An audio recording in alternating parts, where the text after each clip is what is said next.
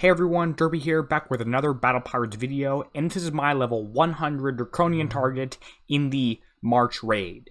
This is the new strategy I figured out here that has cut my damage in half doing this, and it's a little bit complicated, but it does work and does reduce your damage.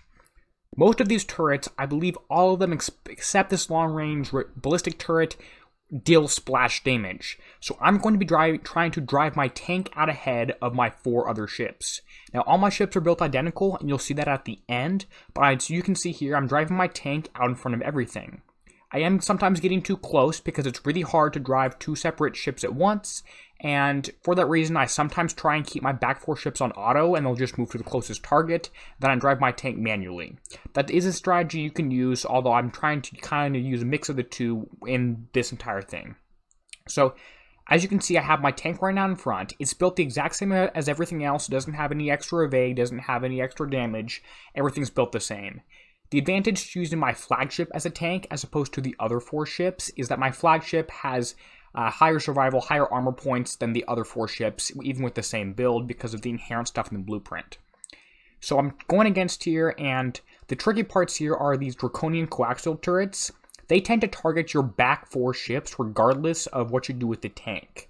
And the long-range ballistic turrets tend to target the closest ship, which, and I believe evade helps against those, but I believe everything is still doing splash damage in this target. It's really hard to tell, but I can tell you driving this tank out in front like this is cutting my damage in half.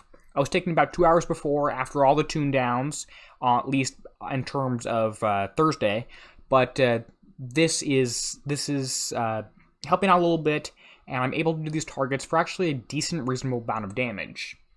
Now, I know some people are going to comment and say, oh, just drive stacked, it's easier. Well, yes, you could do that, and it doesn't work that well for me. And I know some other people are going to comment and say, well, I'm getting 25 minutes damage on this target. Why are you getting an hour? I'm driving worse than you, and I'm getting less damage. That's because my fleet is built with an Outpost 11 dock. It is not the maximum 400,000 dock weight. It is a 200,000 dock weight using the old Outpost. My Outpost isn't even done upgrading.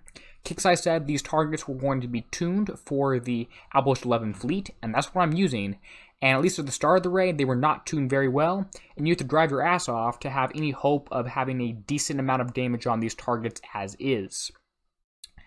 You can see here I'm trying to keep my tank a little bit ahead of everything else. It doesn't always work, and I have to keep my tank, I try to keep it closer to these ballistic turrets than the other back 4 ships are, and at the same time I still try to outrange all the regular coaxial turrets, which still is very difficult to do, because if you get close, if you auto, or move a little bit closer than auto in some cases, you're going to get shot at by the larger, heavier cannons on the coaxial thing.